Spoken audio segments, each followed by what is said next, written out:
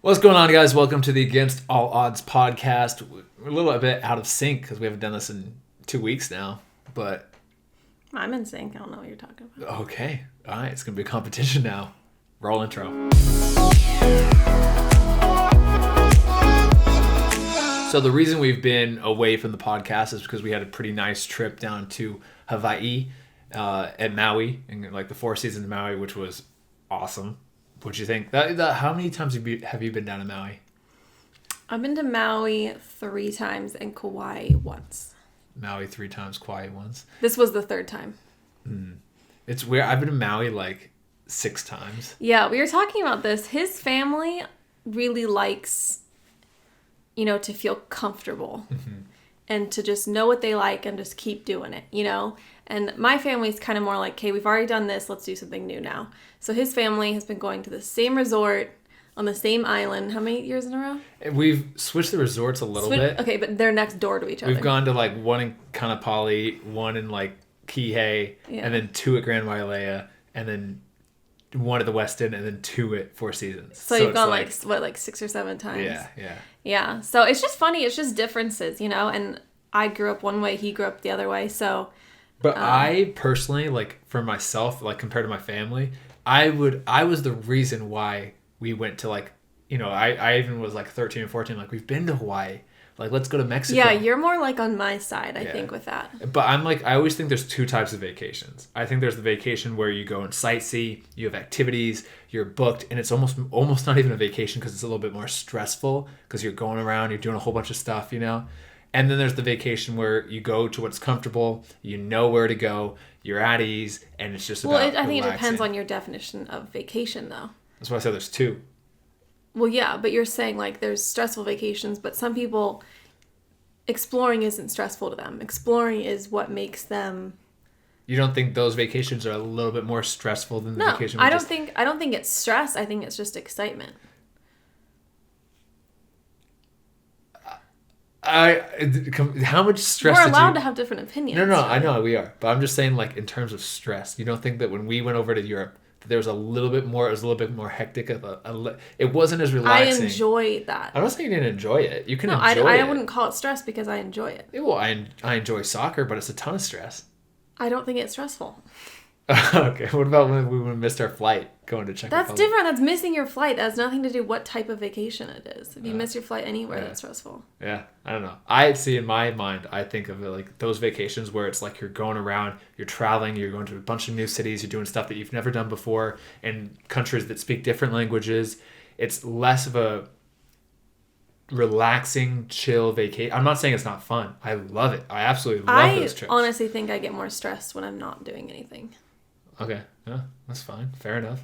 Personally, because like when you're constantly like going and doing things, like it's almost like you don't have time to even get stressed out because you're just like you're doing a lot and you're seeing a lot of things. And I mean, it's like there's definitely stressful times, but I mean, like when you're in Belgium and you're having a Belgian waffle at a bakery or whatever, and you're chilling and you have nothing to do. Yeah, it's not stressful then, but like you're just outside your comfort zone more.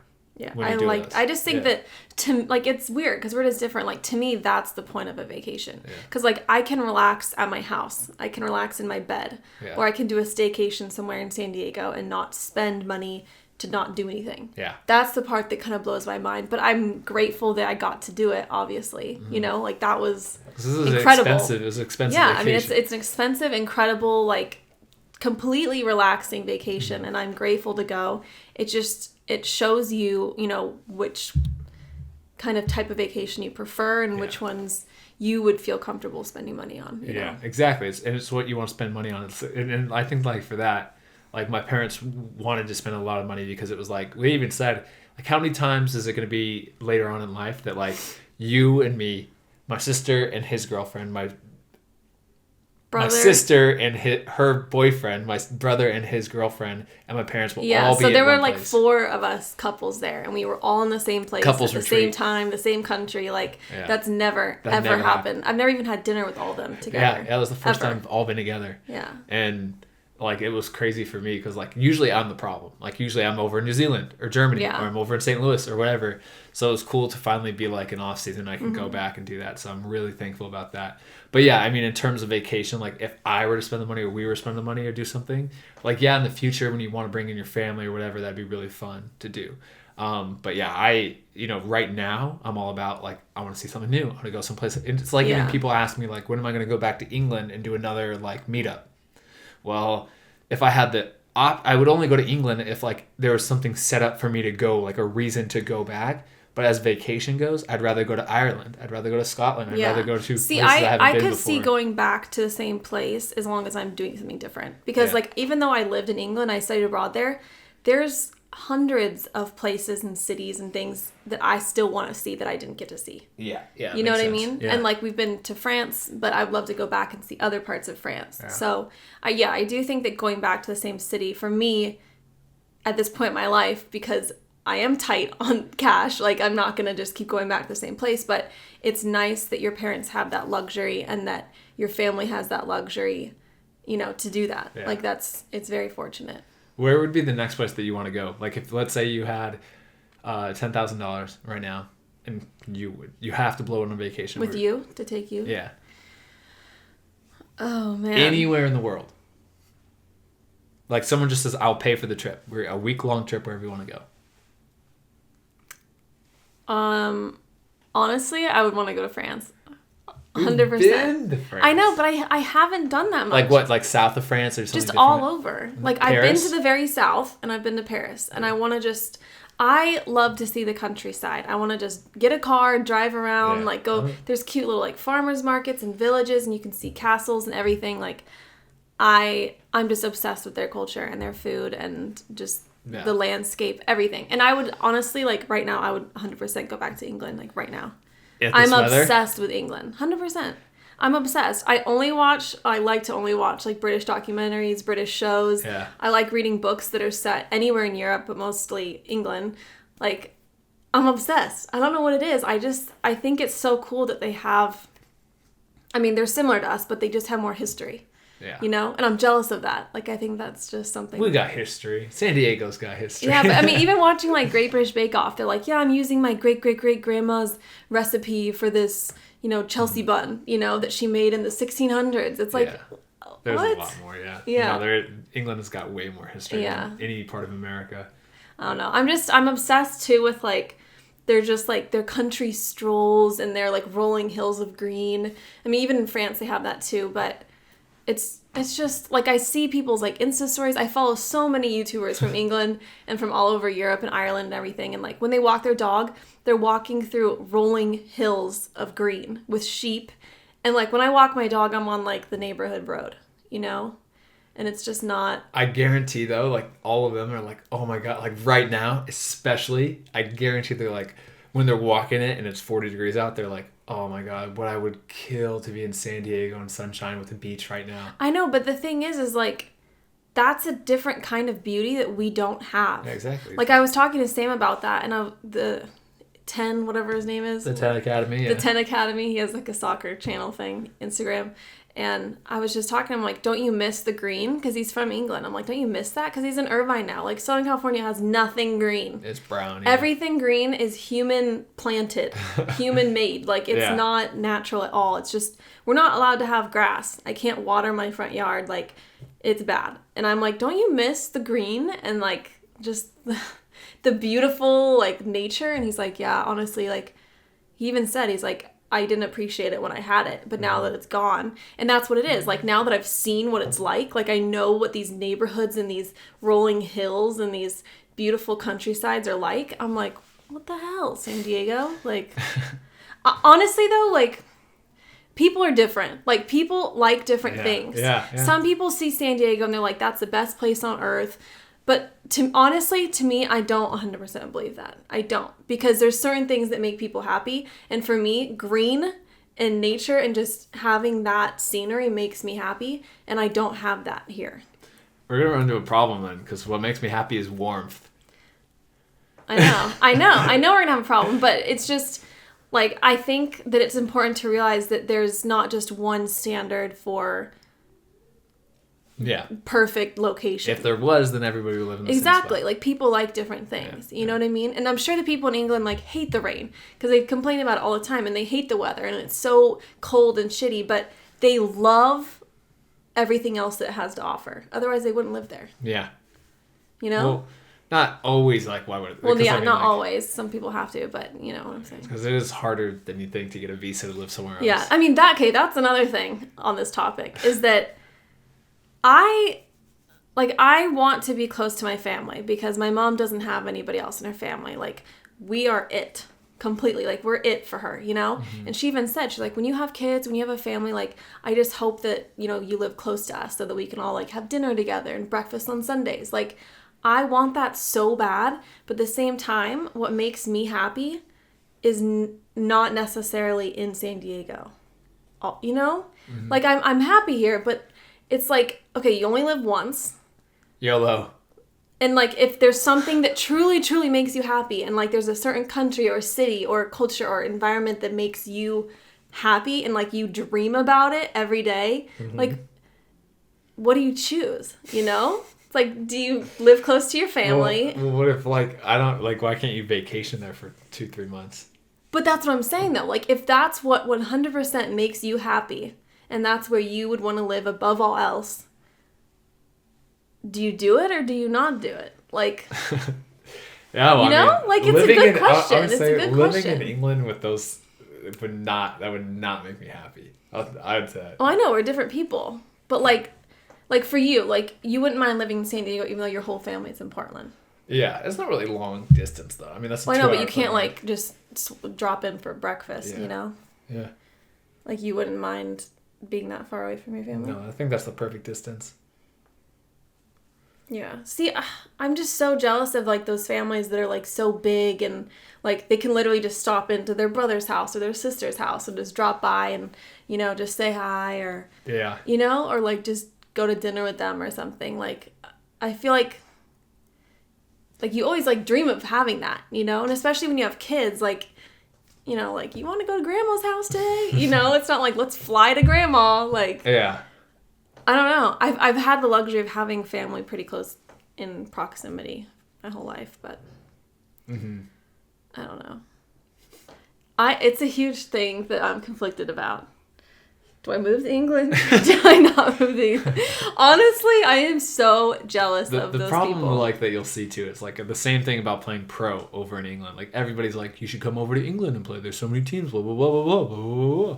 But you don't understand, like, if you don't have an English passport, you don't have a UK passport, you don't have a European passport, the probability of me getting it, I would need to get third, second, first division, first tier of the pyramid contract to get a visa. Yeah, I mean, I am not at the level to be a foreigner being brought in. Like, you need to be a very high level player to do that. But we are both fortunate in that, well, you're already there. I'm working on it, but you're self-employed. And a lot of times you can't get a self-employed visa. Yeah. And so, because I always see these YouTubers who, like, move to other countries. Like, I told you, there was the Australian girl who just moved to Ireland. Mm-hmm. I'm like, they're getting visas somehow. Yeah, and it's probably because they're self-employed. And I don't think you have to worry about the visa thing, to be honest. Like, maybe you won't get it with soccer, but you could get it with your business. Mm-hmm. Right? I don't know. I'd like to know, honestly, if anybody else has experience with this. It'd be good to know. Visas suck. Visas. It's just like, why not just go where you want to go? You know? Because then everybody would go into America and open borders, better countries. Yeah. There's a lot of bad countries out there. That's just not something that I ever even thought of until I became an adult. Like, oh, you can't just move to France, you know? Yeah. Like, you have to actually have a reason. Someone has to sponsor you. Like, you can't just go forever. Mm-hmm. But... So did you have a good time in Maui? Oh, 100%. I was treated like a king. Like, I didn't even know that high of service honestly existed. The service was insane, though. I didn't know that existed. Yeah. And it's just funny to me because, like you look around and you're like, this is probably the 1% of America. You know what I mean? The people who, you know, have the luxury of even having time off to go to Hawaii. First of all, that's like a small portion of people. And then to go to that one certain spot in Maui, that's another percent of people. And then to be at Four Seasons is like a really small percentage of people. Mm-hmm. So it's cool to look around and just see that everybody around you is successful in some way, you know? Like, it's pretty cool just to look around and see that. And then it's also interesting to think, like, these people are probably used to this, you know? Like, we had a housekeeper person come into our room while we were gone one day, and Shelly had, like, a pack of shortbread cookies, and they had, like, rolled it up and put a Four Seasons, like, chip clip on it. I'm like, what? Like, we thought it was the coolest thing, but, like, I'm sure most people staying there are like, oh, yeah, clip it. Like, that's just normal, you know? Yeah. But to me, at least, it's still so cool to see these things, you know? And like, you would have the normal room service that cleans your room in the morning. Yeah. And then you would also have turn down service that at night, like when you're out at dinner, would come in and set up your room to get you ready for bed. Like, they put a water by your nightstand. They dim the lights. They play soft music. They get everything ready. Get the air going, and everything ready for you to go to bed. And it's crazy that there's a service that could just get your room ready for bed. I know. I'm like, what human needs this? It's really unnecessary, but at the same time, like, it's really nice. And I had the best steak. Like, I think honestly the highlight of the trip, besides seeing my family and all that stuff, was like that steak. Yeah, so Thanksgiving dinner, we had it in the restaurant of the hotel, Sprago or Sprago? Spago. It was Wolfgang Puck's restaurant in Four Seasons, and we were just eating there, minding our own business, and then he starts walking around shaking people's hands. Stop yawning. It's past my bedtime. Yeah, it's like not even 7. 6:45. Getting up there. Yeah, so we were just eating like an incredible dinner. Everyone said it was like the best food they've ever had. And then this guy's like walking around shaking people's hands, and we're like, who is that? Like, he must be important. So then Shelly's mom gets on her phone and like starts Googling things, and she's like, that's Wolfgang Puck, which is like the most famous chef in the entire world. And so we saw him, which was really cool. We don't know if he was like, I mean, I doubt he was cooking that night, but it's probably his recipes and his food and everything. Really good. He had the best steak of his life, and I had the best soup of my life. Yeah, it was 6 ounces. Oh my god. It was 6 ounces. The steak was $135. But it was worth it. Yeah, I couldn't do it. I was like, I don't need that. I really don't need that. How good was it? It was good, but I don't think I... It's kind of like Lindsay. My brother's girlfriend got like the white truffle spaghetti. It was like similar price, but it was like white truffle pasta type thing. And I took a bite and I'm like, tastes like average pasta. I paid $20 for this. I'm just not like, I like it. You're not like a big, you can't really distinguish flavors either very well, so. Yeah. But meat, I think because of the consistency and the, and the flavor, like, I think that's different. Mm-hmm. Yeah, so in terms of soccer, I took that entire week off, like in Hawaii. I worked out twice, and it was upper body, like for fun workouts. Like I did like chest and triceps and back and biceps with my sister's boyfriend. Other than that, I did no cardio, no soccer or anything. Then coming back here, like, I am trying to get back on the groove. And I think, anytime you take a little bit, like a week off, when you've been training every single day, you're going to come back and you can even notice taking a week off, like your sharpness is down. So the first 2 trainings were just terrible. Do you regret taking that time off? No, not at all. Even with everything coming up? Yeah. You're fine? No, I felt great today. So that's why I knew it would take 1 or 2 sessions and you're feeling exactly back. It's worth it. And then so I had like today I was like the 3rd or 4th training and it felt great. The only problem is that like I love my green Vapor 11s and I love them and they're so broken to my foot. They just feel like an extension of my foot, but like they're on the verge of tearing at any moment. And then I would usually just ride those out until they actually tear. But I have a trial, not this weekend, but next weekend. I don't want to say where, but it's with the USL team. It's, what should I say? It's an invite-only combine. So that means like it's not like an open combine where anybody can just pay and sign up. They were actively interested in me as a player, and they invited me out personally to come out and try out for their team along with a handful of other players. And so it's a very big deal. I'm excited for it, but now it's like, okay, what do I do in terms of boots? Like I have 2 weeks. You're like in that weird like limbo. Yeah, so I bought a pair of Adidas shoes, and if you guys will watch the YouTube video that will probably be out before this, I bought these Adidas cleats, and they rubbed against my heel bad, and I just wasn't feeling it. And then so I was frustrated, and I wasn't happy with it, so then I went and bought the Vapor 12s in the neon like yellow highlighter color. those are good too. Well, you have to say, you got the Adidas in the first place because you couldn't find the vapors that you wanted. I wanted the vapor like 12s or something, or 11s. And this couple stores all around San Diego didn't have them. And then I went up into Irvine and found after I already got the Adidas cleats, and I got these new Vapor 12s, or not, I took out the Superflies, but like the Superflies still, it's like the new ones just don't fit my foot as well as the Vapor 11s do. So... Is it something you can order like online? I can order the Vapor 11s, yeah. Why don't you do that? Well, I probably will, but like not now. But like what I'll do probably now is I'll try to break in the Vapor 12s and then see if I like them. If I don't like them, I'll wear my Vapor 11s and try to wear those, not wear the Vapor 11s at all, like leading up to it, to try to save them. And then once I go into the trial, the 2-day trial, because you only play 2 60-minute games the entire weekend. So I'll try to save my Vapor 11s for that, play the 2 60-minute games in those, what I feel comfortable with, like what I really love. Hopefully they'll hold up. And then if they break, I'll also bring my Vapor 12s, and I can wear those. I just don't know why you didn't get the Vapor 11s in the first place. Well, I'd have to order them on Amazon. No, I know, but like you've been needing them for a while. Well, I wanted to try a different boot. Like I wanted to, because I don't want to just get stuck with the Vapor 11s. I can't wear Vapor 11s for the rest of my career. Why not? Because they're going to run out sooner or later. Buy like 100 of them. Yeah, that's realistic. It is. No, but like... people with makeup do that all the time because stuff gets discontinued. Yeah, but so if they at the like same a lipstick, time, like, they buy like 10 I liked the Vapor 10s before. I didn't want to go to the Vapor 11s. Then I went to the Vapor 11s and I liked it. So I don't know if the Vapor 12s are going to break in. I really like those. So yours is the Vapor 12. The new ones. Superfly? I got the Superfly Vapor 12. Superfly just means it's like Mercurial the sock. Superfly 12s.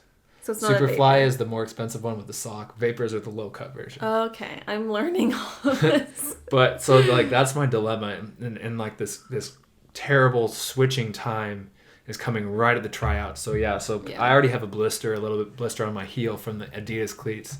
So hopefully I can save my Vapor 11s and use that at the trial and then continually break in. But I have a lot of trials coming up. I have that one.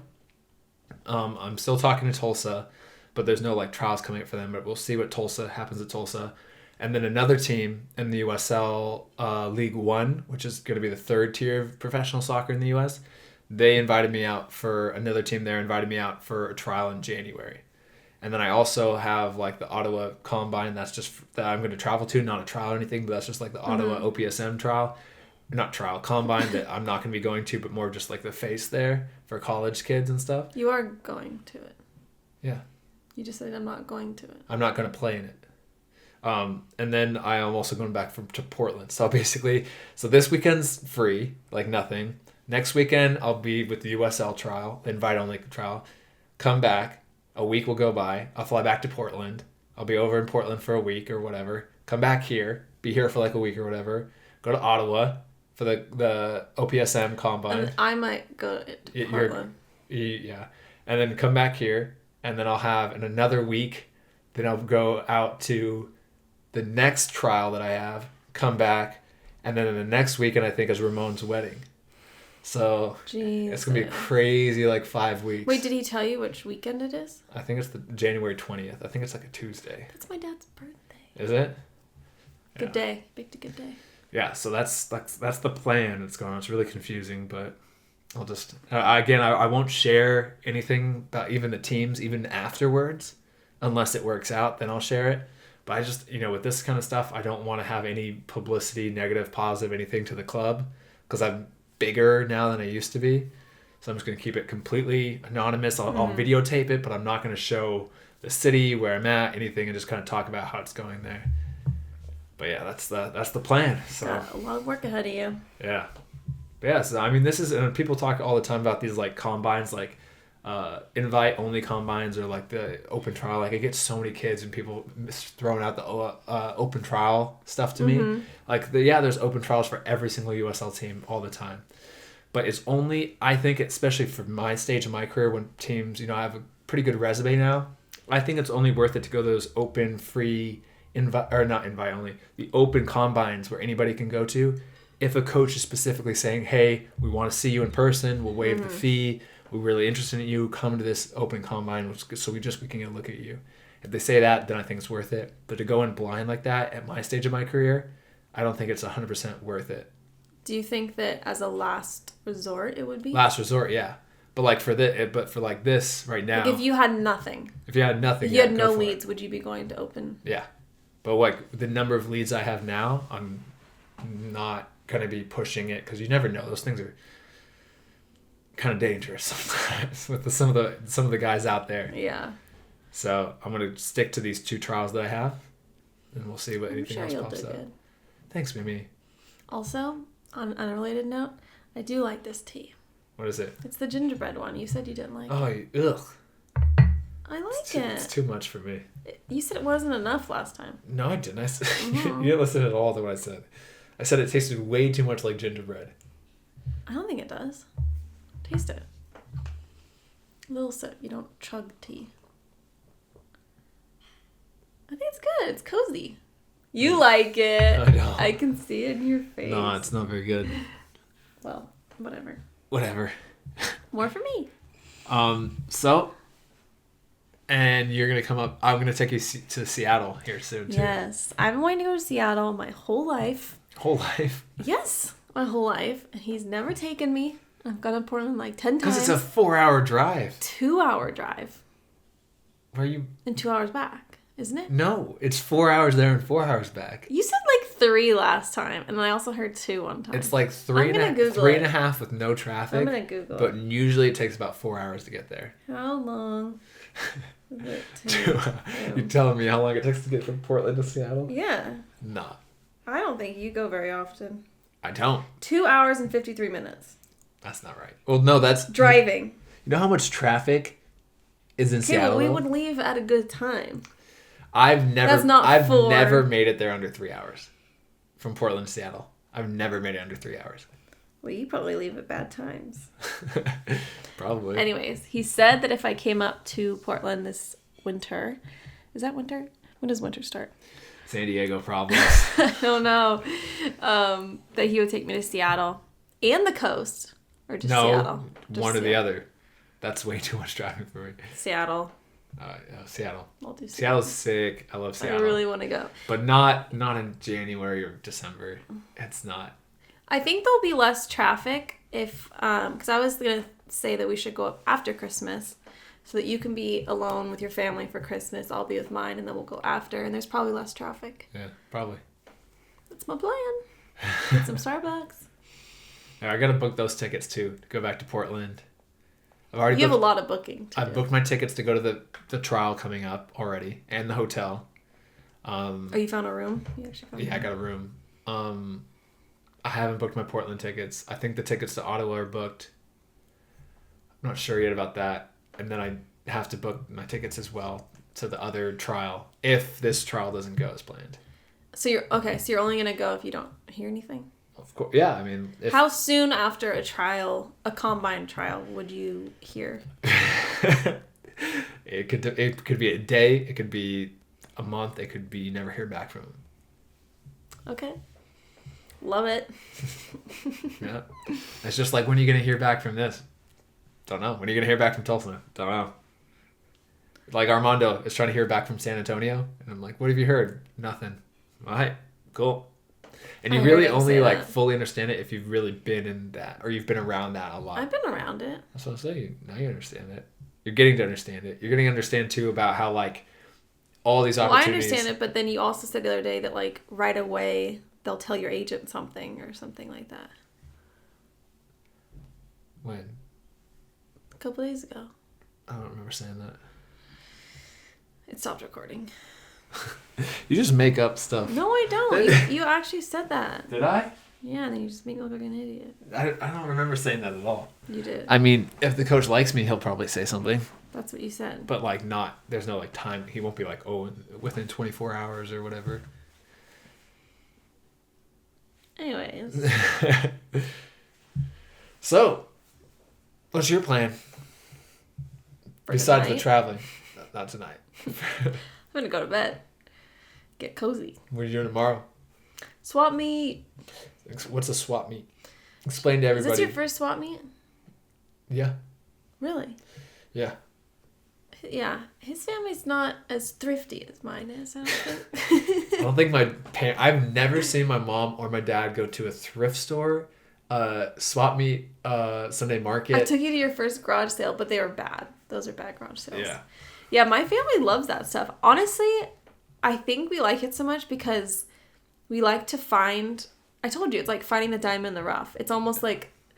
It's like gambling, like walking in there. Like, I wonder if I'm going to find something cool, you know? Like, I don't know. I enjoy the process. I think it's really fun. You're like hunting for something. And then, especially if you find like one good thing, then you get addicted. You're like, I want to go back and see what else I can find. But it's also cool because you see all these shows and like bloggers and all this stuff where they're like making all this money because they're finding things and like flipping them. So that's always fun to do. But that's what I want to try because Gary Vee always does that. So Gary Vee was talking about it, so obviously he wants to try it now because Gary Vee talked about it. Yeah. But I just like doing that in general, so now it's going to be cool to do it with you because usually I go by myself or with my mom. That's going to be my homework tonight. I got to watch Gary Vee's Trash Talk. That's what it's called. It's Gary Vee Trash Talk. And he pretty much does exactly what you said, tries to flip stuff. Yeah, but see, the difference though between I think Gary Vee and what I would do is that he's saying just find anything you can that could have value that's cheap. If you notice an arbitrage, take advantage of it. But I like to stick to like the stuff that I like. Yeah. Kind of like in the design realm or that kind of thing. Like I'm not gonna be like, oh cool, an action figure. Let's try to flip that. I mean, I don't if I kind of view it as like I don't need to do it for like the extra income because he always talks about anybody can make an extra 200 to well, not 5. all of us have become elite. Yeah, Shelley. but like it's if you're gonna go, I feel like it'd be a good activity. Like so, I'm not just gonna be dragging along and be all bad attitude while you do it. Yeah. But like, oh, I can actually try to do something that Gary Vee does and just that's have why fun I'm so it. excited because you're actually gonna try. But the problem is like the swap meet is like when it's somebody that they're trying to make a profit off of it versus someone who's just trying to get rid of stuff. But you also have to think about the people that are there. Like they know the customer, the consumer. They know the people that come to swap meets. They're not going to spend a lot of money. Like they know that, so they're not going to charge you a lot. It's like a garage sale. Like the people coming know that you're trying to get rid of something. They know that you're trying to make a couple dollars, but it's not like this big thing. Otherwise, you wouldn't be doing a garage sale. Yeah. You know, like it's like you're worried that it's going to be expensive and people are going to be trying to make money, but it's literally like people like here's 100 books from my grandma's house that I'm trying to sell. You know, we'll see. It'll just be a fun little experiment to try. But and I'll vlog it, so watch my channel. Yeah, if you guys are not following Mimi's channel, she literally just posts vlogs of behind the scenes of all our lives as well. That goes a little bit more in depth than mine. That is just kind of soccer and weightlifting content. And she also has some fun like interior design and stuff like that. So go check that out. But yeah, that should be fun tomorrow to try to do. Yeah. And then we're gonna work out tomorrow too. Yes. I've been doing cardio, so like I think tomorrow I'm gonna do like It's kind of weird seeing you do cardio at the gym. I'm not used to it. In the off season. Yeah. Yeah, because I'm trying to get fit for this trial. Just like in general, because I feel like usually like you're so active anyways. I think you're just trying to be like overly prepared. Yeah. Because I think you would be fine 100% if you sat on your ass until the trial. Yeah, I would. It compared to most of the other guys going in, like I always. Every preseason, everything I've ever done, I always over prepare fitness wise. I think it's a good habit, and I always think it is good. I mean, I go in there thinking like I haven't done enough, and then we do a fitness test, and I get first or second place on the team. I hate when I do. So but like for this trial coming up, it is good to have that to be a standout in fitness. Like if I can do it, why not? You know, because I can just do more runs that I don't get as tired in these scrimmages that we're gonna do. But yeah, I've been basically. Since I've heard about this trial, I've been doing like cardio almost every time I go to the gym. I've been doing John Terry's cardio workout. Sprinting as fast just dripping in sweat afterwards, which is good because I never sweat in the gym usually because it's like cold. And there's fans in there right above the cardio machines. I hate it. But yeah, so I've been doing a lot of cardio. I literally have just been kind of like ramping up each time, and then I'll be set. Like I have a full another like week and a couple days left. Actually, I'll leave. The first day is actually in a week from today. That's the first day of the trial. Friday? Yeah, Friday. So you fly in Thursday, right? Mm-hmm. So then I'll basically do probably 3 or 4 more cardio sessions. I'll start to taper off of the weightlifting so my body feels a little bit more fresh, but continue to do the soccer training and the cardio. And then like on Wednesday, Thursday, be very light, and so I'll be ready to go for the trial. Yeah, and I finally get a weekend to myself. Finally. Yeah. Finally. Yeah, it'll be nice. And I've been to this city before, but I've never. Yeah, we'll see how it goes. Like I don't want to give away too much. Anything. Yeah, I haven't walked around. I don't know how much. There's a lot of cities. It's weird though for like this trial. Like if you guys want to know like what's gonna go on, so I fly in Thursday, and then Friday, there's gonna probably be about 40 players there, and so they're gonna split us up into 4 different teams, and then Team A and Team 1 and Team 2 play for 60 minutes, and then Team 3, Team 4 play for 60 minutes, and then they kind of like evaluate you, and then they'll probably split up the teams into like the really like 24 players they really want to watch and versus 24 they don't really want to watch. So they'll switch the teams up for the next day? Yeah, so they said they're going to switch the teams up, and the same thing the next day in the mornings, it's like whatever Team 1 and Team 2 play again, and then Team 3 and Team 4 with it's all switched up how they want it, you know? Yeah. And then that's it. So you just play 2 games. That's it. 2 games. So if you end up being on like a team that you or in a game that you think is the like lesser skilled players, do you think that's gonna like kill your confidence, or do you think that you're just gonna? I mean, it's hard. Like I've gone to trials, and I'd say most of the time I'm usually on the better team. I think I've been to like 1 invite trial or 1 combine where I got put on like the second team for the trial, and you're like, like it kills you and it sucks. Like, and you know it. Everybody knows it because you can see. You're like, wow, that player's good. That player's good. He sucks. He's decent. He's good. He's good.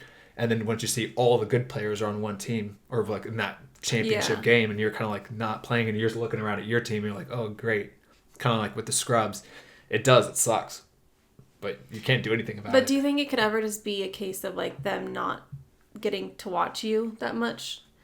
No. Or like you not being able to show, because you could be on a team where like they just don't pass you the ball, or like. I mean, yeah, it happens, but like I'm not saying they're perfect, but like. Do you think that in one game they can see everything they need to about every player? Yeah. Yeah. That's the part that worries me. I'm like, what if they're like just the second that you do something really cool, if they're just like looking that way or something? No, it happens. Like I've had it happen before. But too. they probably like watch tape, right? So for example, like they know, like my agent has talked to the coach a lot, and so like they're really interested. So even for me coming in, like versus the other right backs, they'll know who I am. They're like, he played for St. Louis FC, played for Orange County. Like this guy, he's just a college player. And so I am honestly fortunate where they're going to be like, we really want to take a look at this. From what I'm getting from my agent, they really want to take a look at me as a right back. So I kind of get like, and I've been in the opposite. I've been that college kid where they're like, who is it? Yeah, well, we just have him play defense, Mm-hmm. So I'm feeling really good about it, but you never know. So. Yeah, but I mean, at the same time, like you can tell, like I can tell a player if he's USL caliber, college caliber, if he's semi-pro, if he's an amateur player within like a couple touches, a couple passes, how his body moves, stuff like that. Can you tell a difference easily between USL and MLS? Yeah, I'd say so. It's at that level. Once you go to like even from like a good D1 college player to like PDL player to like USL player, it's very, very close. It's hard to tell. And like same with MLS players, like I've played with and against and all these MLS players. There are some MLS players who are like, yeah, he's in a league of his own. And then there's also some where you're like, nah.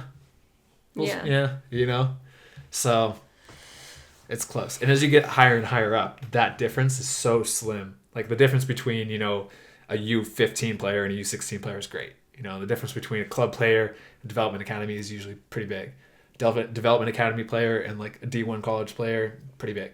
But then like as it gets higher and higher, the gap, it's like diminishing returns of a camera. The difference between an iPhone. That's what I was thinking. Yeah. It's like huge. But then as you get higher and higher up to the higher expensive cameras, the difference between a $5,000 camera and a $20,000 camera is honestly really, really slim.